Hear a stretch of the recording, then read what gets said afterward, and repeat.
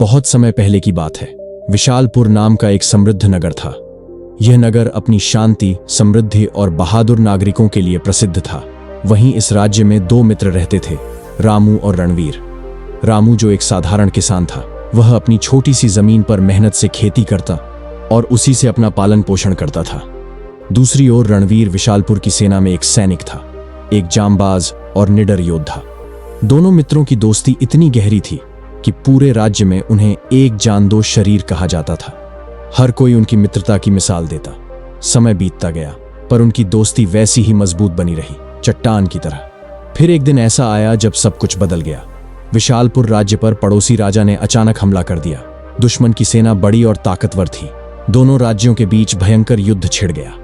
रणवीर ने अपने नाम के अनुसार अद्भुत वीरता दिखाई। उसने अकेले ही कई दुश्मन सैनिकों को मौत के घाट उतार दिया।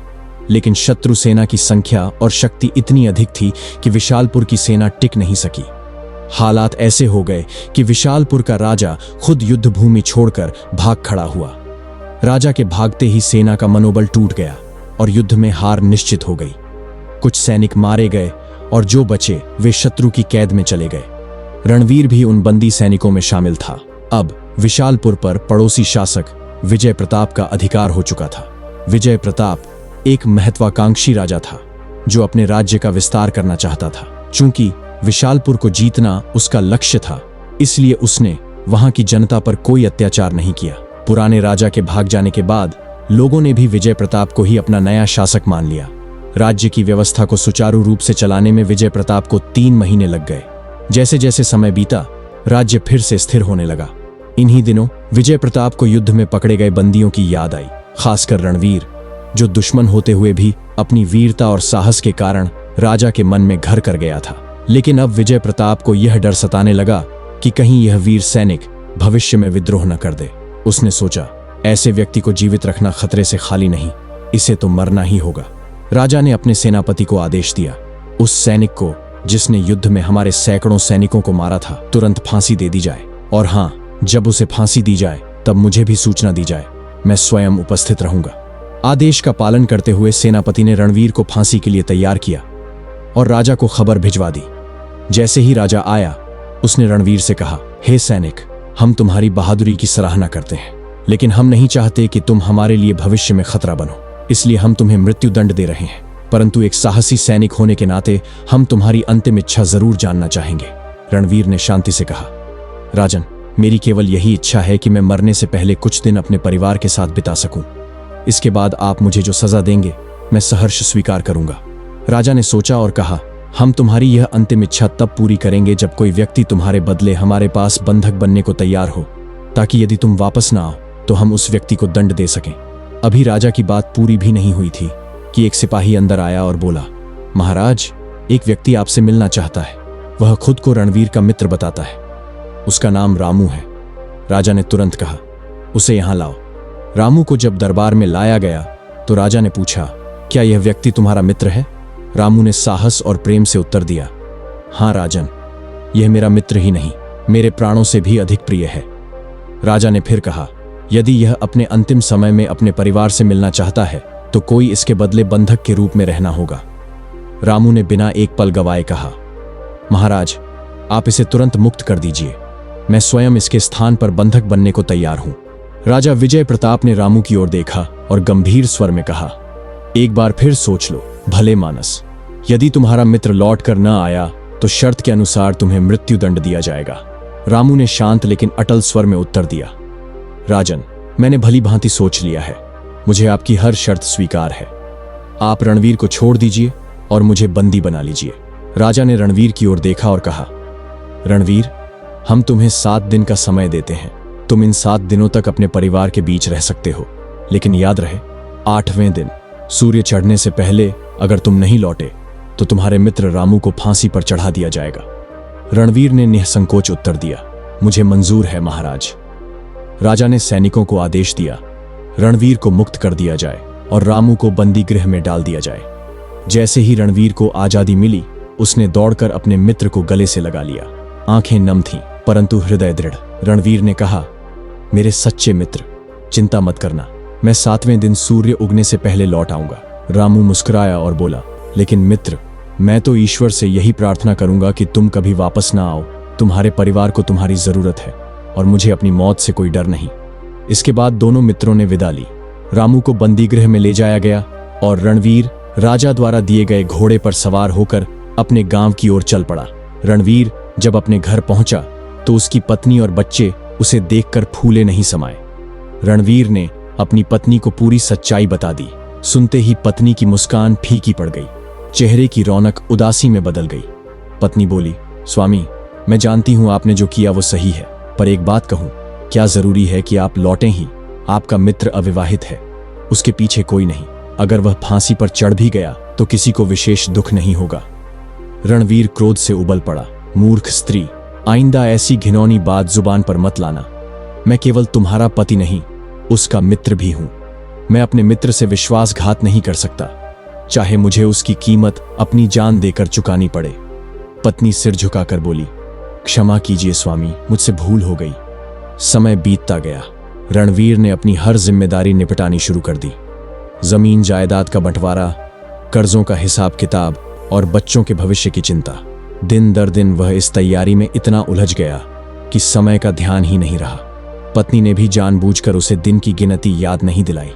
7वां दिन चुपचाप बीत गया। 8वें दिन सुबह जब रणवीर की आंख खुली तो उसे राजा की चेतावनी याद आई।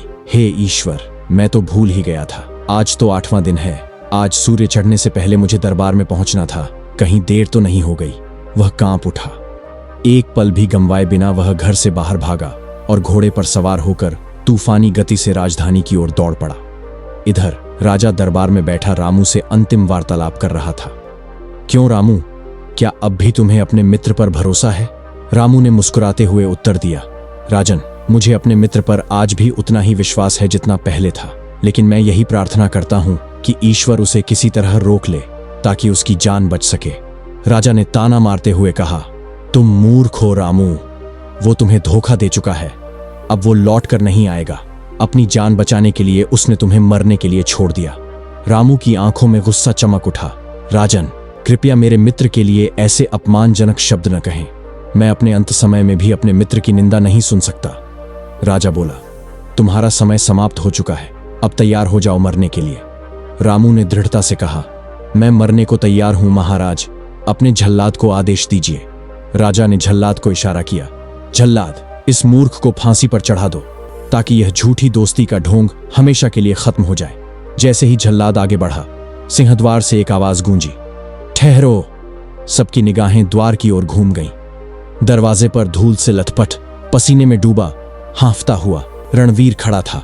राजन, मुझे क्षमा कीजिए, मुझे देर हो गई, पर मैं लौट आया हूं। मेरे मित्र को मुक्त कीजिए और मुझे फांसी पर चढ़ा दीजिए। रामू की आंखों में आंसू आ गए। नहीं मित्र, तुम क्यों लौटे? अब मैं मरने के लिए तैयार हूं। तुम्हारे पीछे पत्नी और बच्चे हैं, जबकि मेरा इस दुनिया में कोई नहीं है। रणवीर बोला, क्या मैं तुम्हारा कुछ नहीं? क्या मेरी आंखें तुम्हारे बिना सूनी नहीं होंगी? अगर तुम मरे तो मैं जीते जी मर जाऊंगा। क्या तुम चाहते हो कि लोग मुझे धोखेबाज कहें, स्वार्थी कहें? रामू चुप हो गया। दोनों मित्र एक दूसरे को टकटकी लगाए देख रहे थे। राजा विजय प्रताप गहरे विचारों में डूबे हुए थे। वे सोचने लगे, कितनी अद्भुत मित्रता है इन दोनों के बीच। एक दूसरे की जान बचाने के लिए दोनों मरने को तैयार हैं। धन्य हैं ये दोनों। लेकिन अगले ही क्षण उनके मन में एक और विचार कौंधा, नहीं, एक शत्रु सैनिक के लिए इतनी सहानुभूति, ये ठीक नहीं।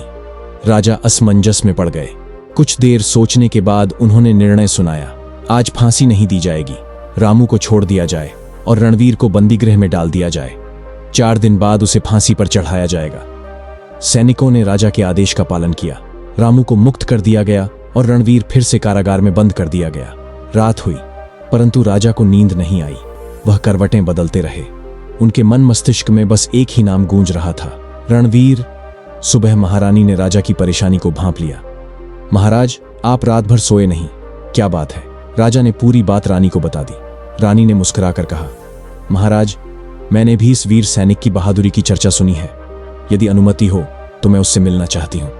राजा बोले, वह 4 दिन बाद मृत्युदंड पाएगा। तुम जब चाहो उससे मिल सकती हो। अगले दिन संध्या के समय महारानी रणवीर से मिलने कारागार पहुंची। रानी के आदेश पर सभी सिपाही बाहर चले गए। अब कक्ष में केवल रानी और रणवीर थे। रानी ने धीरे से कहा, रणवीर, मैंने तुम्हारी वीरता के किस्से सुने हैं। हम तुम्हारे साहस का सम्मान करते हैं। यदि तुम चाहो तो अभी भी बच सकते हो। रणवीर ने विस्मय से पूछा। कैसे महारानी जी? रानी ने गंभीर स्वर में कहा। तुम्हें बस एक काम करना होगा, राजा विजय प्रताप की हत्या। रणवीर चौंक गया। क्या कहा आपने? रानी ने आगे कहा, मैं उन्हें हटाकर राज्य की बागडोर अपने हाथ में लेना चाहती हूं। फिर मैं अपने प्रेमी राजा सूर्यकर्ण से विवाह करूंगी और तुम्हें सेनापति बना दूंगी। फिर उसने बताया कि राजा जब हर महीने कुलदेवी के मंदिर अकेले जाते हैं, वह समय सबसे उचित होगा। रणवीर स्तब्ध रह गया। कुछ पल चुप रहकर बोला, नहीं महारानी जी, मैं ऐसा घृणित कार्य नहीं कर सकता। रानी ने तीखे स्वर में पूछा, पर क्यों? विजय प्रताप तो तुम्हारे शत्रु हैं।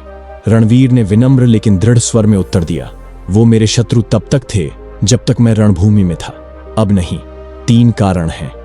पहला, अगर वे चाहते तो युद्ध के बाद मुझे मार सकते थे, लेकिन उन्होंने दया दिखाई और मुझे जीवन दान दिया। उनका अन्न खाकर मैं उनके साथ नमक हरामी नहीं कर सकता। दूसरा, उन्होंने मेरी अंतिम इच्छा का सम्मान किया और मुझे अपने परिवार से मिलने का अवसर दिया।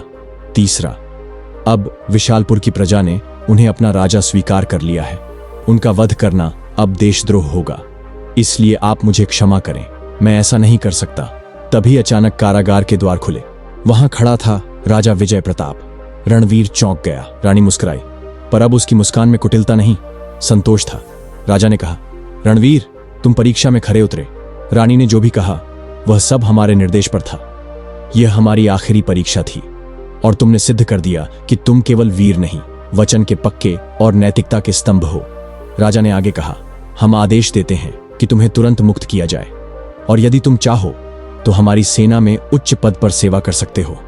यह सुनते ही रणवीर की आंखों से अश्रुधारा बह निकली। उसने राजा को झुककर प्रणाम किया और कहा, महाराज, आपके इस विश्वास के लिए आभारी हूं। अगली सुबह रणवीर को मुक्त कर दिया गया। वह अपने परिवार के पास लौट आया और एक सम्मानित नागरिक के रूप में जीवन बिताने लगा। रामू और रणवीर की मित्रता जीवन भर वैसी ही अटूट रही जैसे एक आत्मा 2 शरीरों में। दोस्तों, इस कहानी से यह सीखने को मिलता है कि सच्ची मित्रता न तो स्वार्थ देखती है, न भय। जहां वचन, विश्वास और समर्पण हो, वहीं सच्ची मित्रता जीवित रहती है। अगर आपको यह कहानी पसंद आई है तो वीडियो को लाइक करना न भूलें। अगर आपका भी कोई ऐसा ही दोस्त है तो उस दोस्त का नाम कमेंट में लिखें।